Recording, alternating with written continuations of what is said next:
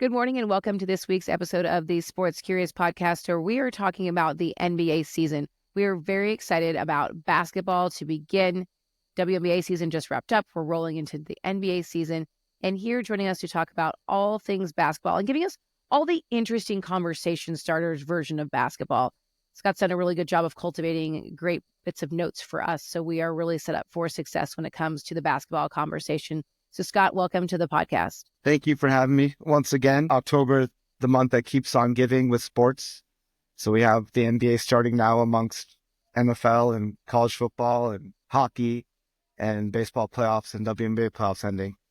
And it's going to be an exciting season. We're here to give you not just stats and names and things like that, but actual storylines so you can talk basketball the whole season. And for those of you who don't know, Scott is my brother. We are siblings podcast, obviously co-founder of this podcast and Last Night's Game. And you're nursing a bit of a cold. We just got back from a big family trip overseas to Italy. Our parents, my in-laws, my son, and you apparently picked up some germs along the way. Are you feeling any better? It was an incredible family trip, once in a lifetime opportunity to go with parents. And like you said, your son, a lot of good food, not a lot of sleep, based on time changes and trying to watch sports in Italy. So I think I haven't slept in a while, so I'm getting a little sick. We're going to power through and persevere. Yeah, no, that is exactly it. Too much food. Good food, though. Don't get me wrong. Italy, I will always be here for the food. And we got you to drink wine. Good food, You don't not a lot of sleep. Yeah, yep. You're not normally a wine drinker, and we got you to drink wine. Paranoid to drink wine in the United States with all the additives they have. Gives me bad headaches like most people, but Italy, it was no problem. So now I see what LeBron James is talking about when he's constantly drinking wine. Well, it's most likely imported. Well, it's an excellent lead-in. He does love a good bottle of wine, and he talks about that being part of his post-game ritual, which you haven't heard that podcast. Definitely check that one out. It's very interesting. But let's talk a little bit about the world of sports. We can start with LeBron. The hot topic of this season is the fact that LeBron and his son Bronny are playing on the Lakers, who happen to also have a new coach. They're the first father-son team to play on the same team. Is the first father and son to play in the NBA, period? Once the season starts, and if they do get on the court together, it will be the first ever father-son duo to actually play any minutes in the NBA, which is, it's pretty mind-blowing when you think about it, that LeBron's been in the NBA more than, half his life, and now his son is coming along and will be able to wear the same uniform as him. So I'm going to ask the question. Bronny James went to USC. He didn't play much. He had obviously went into cardiac arrest last season. So it would have been this last basketball season. You do have to have one college semester of college or 1 year of college under your belt to go in the NBA, or other reasons, rules defined as by the NBA. But essentially, you have to be at least 1 year out of high school. And so he hasn't really played a ton at USC. Is he ready for the NBA, or is this sort of a, hey, we're maybe, he's not, I'm not saying he's bad, but maybe just not ready? Like you said, he only had like half a season in college, which, certainly didn't help his development due to the cardiac arrest that he suffered over the summer last year. His coach at USC left, so I think he was kind of faced with a decision to either leave, go to the NBA, or transfer to another college, which I just don't think that was ever an option. At this point, he has a lot of development to do. I don't think there's many people that would sit here and tell you that he's ready to play on a nightly basis in the NBA. But, given who his father is and the potential that can be there, and who else you're going to put on the bench at that point, you might as well give him a shot, make history. For the Lakers franchise, it's obviously going to drive ticket sales to make history with those two, but we'll see how long he lasts in the NBA. If LeBron will allow him to be sent down to the G League, which is the minor leagues of the NBA, will be interesting to see. Long story short, he's got a lot of development to do at this point. If he was not with the last name James, he would not be in the current situation. Got it.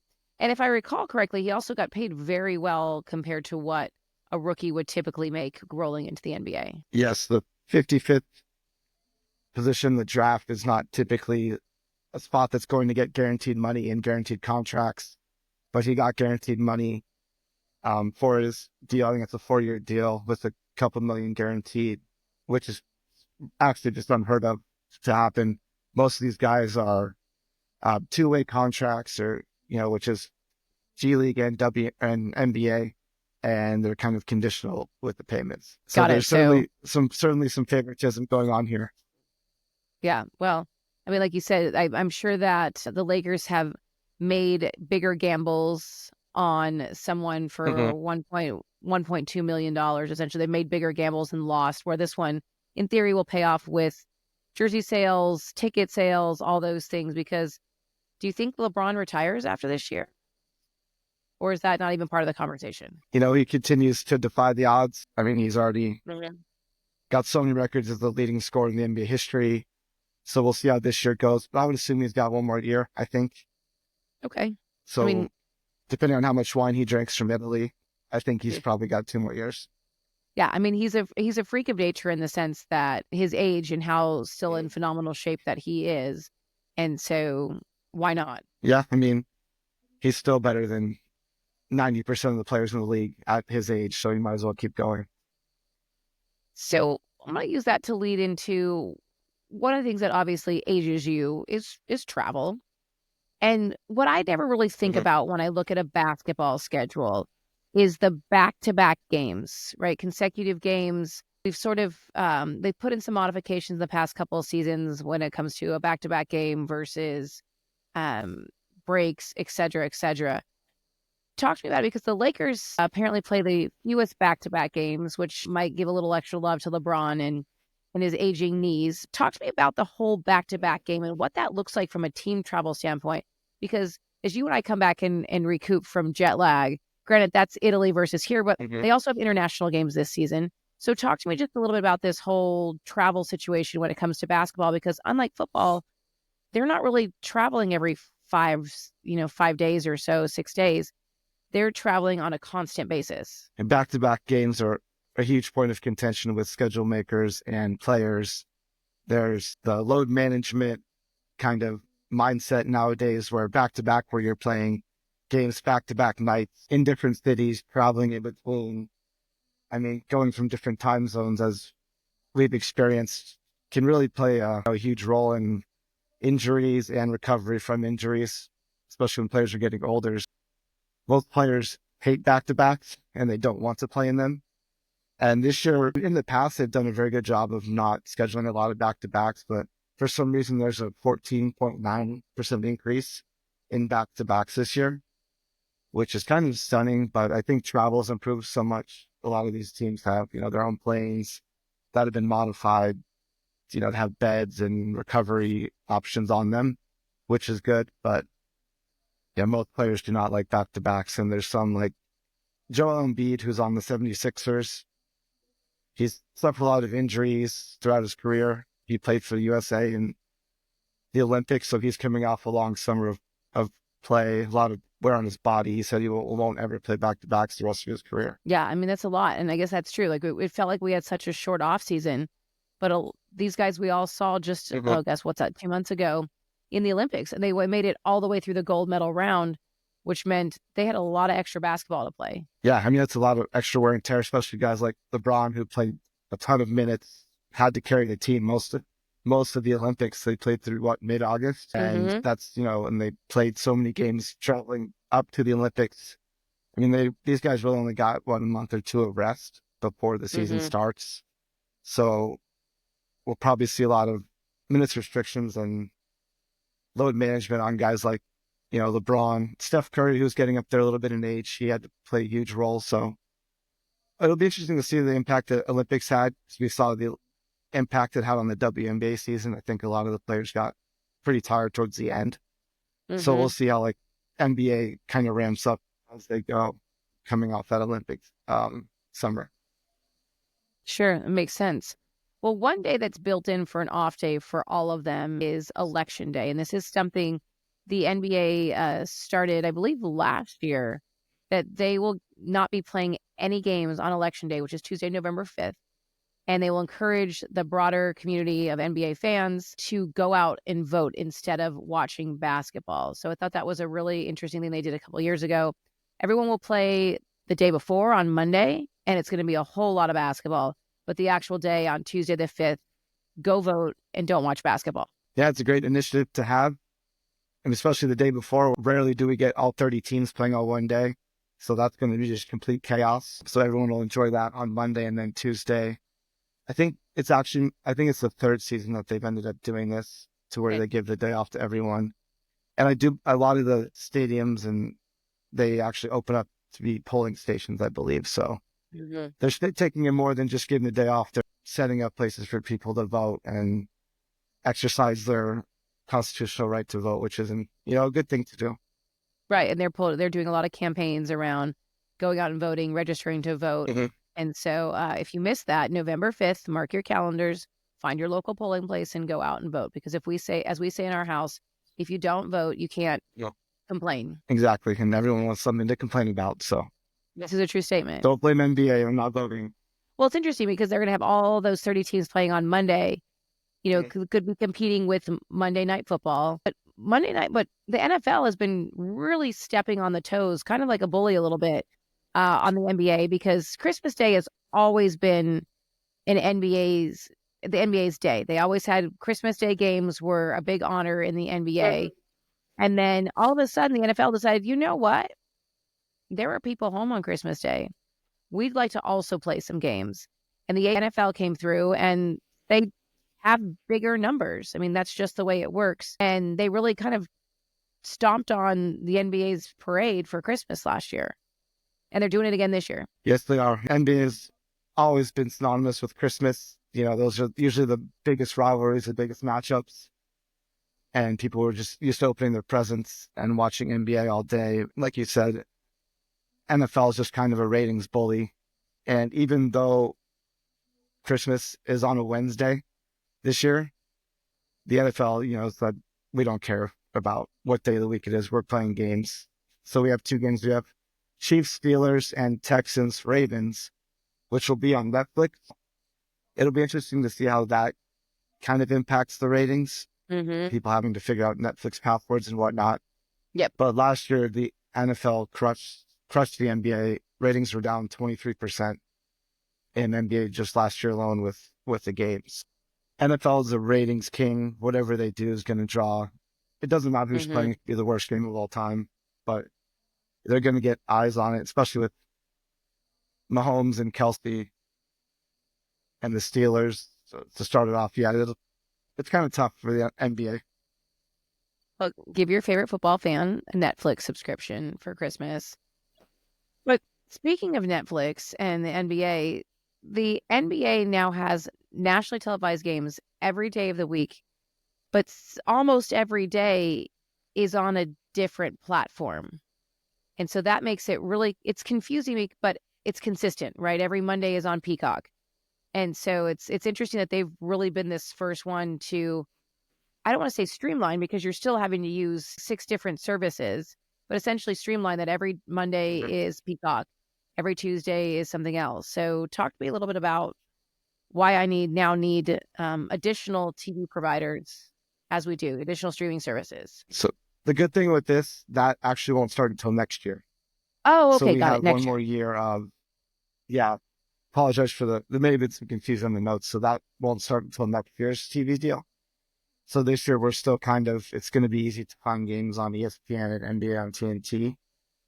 But starting next year, when the new media rights goes into effect, it's going to be pretty challenging to figure out which games are on where, but there will be nationally televised games every day of the week starting next year.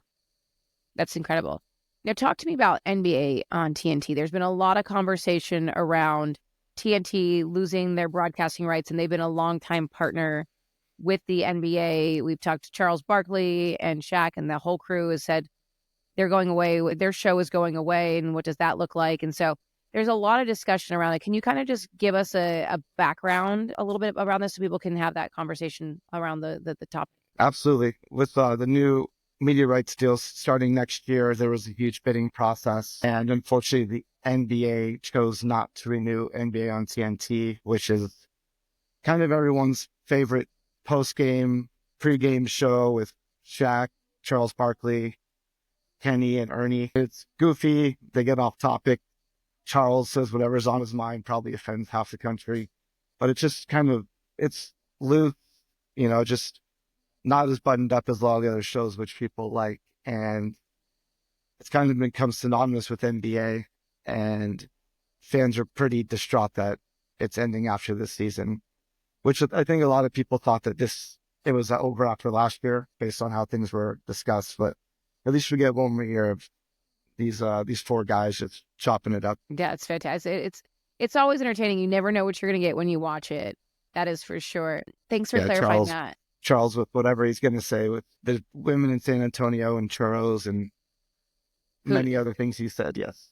Yeah, who knows? He's a loose cannon when it comes to that. Now let's wrap. I want to talk a little bit about the in-season tournament. So I guess I should say two things. I want to talk about the in-season tournament and then obviously who won last year, and then we'll kind of wrap up with that. So if you want to talk, can you talk to me a little bit about the newly rebranded Emirates NBA Cup, which is essentially the in-season tournament this year? Yes. So last season was the first season of the in-season tournament, as it was called. It was an in-season tournament, it wasn't an actual tournament where they stopped playing their scheduled games. These tournament games were built into the schedule already. So they have designated nights, Tuesday, Friday. They were playing for their records in the in-season tournament, looking to advance to the quarterfinals, semifinals, and finals. This year they've rebranded it to make it a little less confusing. It's the Emirates Cup, which I think will help people because the in-season tournament was it just didn't make sense to a lot of people. It's tough to wrap your head around. Basically what they're doing is trying to get better ratings for early season games to have fan bases engaged and try to give more meaning to games early in the season. Makes sense. It makes sense. Well, I mean, I've really enjoyed watching the same thing with the WNBA. So essentially, these are games that are already being played. They want to drive extra ratings to those games. I believe there's one or two additional games for the teams who make it to the championship of the quote-unquote in-season tournament. So it doesn't add really a lot to the mix. So the teams that make it to the finals in Las Vegas will end up playing one extra game, which will be an 83rd game for them. But they are compensated pretty well. I believe the prize is $500,000 per player for the winning team. And last year we saw LeBron James and his Lakers, go on this run to win the in-season tournament. But then we saw them kind of fall off a cliff afterwards, which was kind of odd that, they had all this momentum going into the tournament. They won it. And then after that, their second half was it was just terrible, honest with you. And they ended up falling in the standings a lot. Interesting. Well, I guess it's kind of like maybe you have your eye on this prize, right? Let's say you want to run a marathon or you want to fit in a bathing suit for your vacation. You have this eye on the prize, you reach it, and then you're not striving for anything, but you would think the prize was a little short. Yeah, I think you're pretty much right. Like you peak in mid-December, and then how do you get up for a game on a Wednesday in January when it's cold and you're in a random city on a back? Like the motivation's maybe not there quite as much. Yeah. So in the end, it did propel the Lakers to fire their coach and hire JJ Redick, who's never actually coached as a head coach at any high level. He was LeBron's podcast partner. That's right, but he played LeBron's coach as he heads into the twilight of his career. Well, he's played in the NBA, so he's not like discredited. He just doesn't have a lot of coaching experience. Yeah, I mean, he's played in NBA. He's a brilliant basketball mind if you've ever listened to his podcasts and kind of heard him talk about the game. So it'll be interesting to see, can he step in and do this with no experience for guys who've had 25 years of experience and maybe not be good coaches. So just because you have a lot of experience doesn't make you necessarily a great coach. And maybe that's why he actually is a good fit, because he has LeBron is like almost and it's distant, if you will. So maybe there is a good tie since they already have a relationship. It's not like Aaron Rodgers who comes in and decides to try to get people fired. He may be really because they are friends. Maybe there's an actual companionship to it. We'll see. Yeah, I think LeBron's pretty much been the head coach on every team he's ever been on. So it'll be more of a partnership, most likely. That makes sense. Now, we're watching Boston Celtics. I don't want to say defend their championship because their head coach came back and said, Lions don't defend their turf. They're aggressive and they attack. So I don't want to say the Boston Celtics are defending their championship, but they're essentially defending their championship. I'm glad you glad you phrased it that way. Joe Mazzulla, the Boston Celtics head coach, is kind of a competitive psychopath, and he's just such a unique character. He's actually quite funny, and I don't know if it's intentional or not. Just the way he talks, like you said, depending his title, just things like that. He's a super intense guy, and he's going to have the team ready to defend the championship. I don't know if you know this, but he's an avid jiu-jitsu practicer, Okay. like very intensely after games and on off days. And he actually tore his meniscus last year throughout the season. So he was coaching through the playoffs and the NBA championship on a torn meniscus from jiu-jitsu. I did not know that. Huh. Did not know that. Yeah, so he's a very interesting guy. He was thrust into a head coaching position. He was, one of many assistants on the bench, and then when Celtics, suddenly hired their coach a few years ago, he had to step up and kind of learn on the fly, and he's just brought this competitive juice that's you can't teach. It's very, very interesting to watch from an outsider's perspective. Well, I mean, I guess it's working. If they won last year, they have great players like Jason Tatum who played in the Olympics, and so that makes a difference too. Jason Tatum he's going to be motivated as well as Jaylen Brown. Jason didn't get a lot of playing time in the Olympics, which was kind of mind-blowing to a lot of fans. So I think he's kind of coming in with a chip on his shoulder, even though they just won. And Jaylen Brown, the other star player, was snubbed from the Team USA, so they both got chips on their shoulder, just like their coach. So I think they're in a good spot to defend. Yeah. Look out, world. They're on the attack. Forget defending. They're on the attack. Yeah. Is there anything you want to leave us with that we didn't cover already about the NBA season as we wrap things up? Real quick, I would just like to, I have one major point. There's going to be a lot of talk about tanking this season. You have this, upper echelon of teams that, expect to win, expect to be in the playoffs, and there's teams at the bottom who kind of know they're not very good. And we have this generational talent, Cooper Flagg, who's going to be a freshman at Duke. Like you said, you can't go straight to the NBA from high school, so you have to do at least 1 year.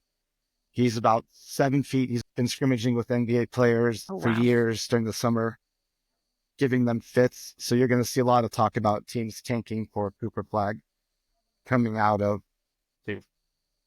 Well, what was it, 2 seasons ago? With the NBA draft system, there's no guarantee you'll get it because it's a lottery. So tanking is a very risky thing, but if your team's bad, you might as well. Yeah. Well, was it 2 seasons ago? Everybody started tanking for Victor Wemby. So Cooper Flagg is much easier to pronounce too. So that's a win. Yes. Yeah. Teams were tanking for multiple years to get Wemby. So 1 year to get Cooper Flagg. He's going to be generational talent. If I can go one more thing. Sure. There's a weird scenario where the Thunder have had so many draft picks. It's ridiculous how many draft picks they stockpiled. In trades, they have all kinds of different picks coming back their way, and they get the best pick out of the Clippers and Rockets. The Clippers may not have a great season based on injuries, and Rockets we'll see. So there's a chance that the Thunder, who are going to be top tier in the Western Conference, could get a lottery pick based off, Clippers or Rockets, and end up with Cooper Flagg. So there's a big, I don't know. Conspiracy theory? In theory? From the other word. Conspiracy theory, that this could certainly happen. So that'll give some people to talk about all season, that tanking for Cooper Flagg, and perhaps Thunder could end up with him as a top seed. Yeah, and real quick, we should mention that the Clippers we're talking about Clippers, opening a new arena. Ballmer, their owner, has put all the bells and whistles. I know we've talked about it here on the podcast, so I don't want to belabor it too much. All the bells and whistles into this arena that they used to share an arena with the Lakers. They now have their own space, but they have the wall that is seats that are cheaper, but for super fans, but you have to cheer for the Clippers. They have plugins for charging at your seats. They have more toilets than any arena. He's really t-shirt cannon that shoots the upper deck. He's really thought of everything. So if you get a chance to tune into a Clippers game, maybe on November 4th, when they're all playing on that Monday, tune in to a game and check out their arena. Absolutely. It's going to be Steve Ballmer solved everything, so everyone should go. There you go. Well, thank you, Scott, for sharing all the insight, even though I know you're battling some sickness. So thanks for being here with us today. And I look forward to a great season of basketball. And also, stay tuned with us on Instagram and Twitter, because we're going to cover some of the stuff that we really ran out of time to talk about today, international games, things like that. So stick with us at last night's game.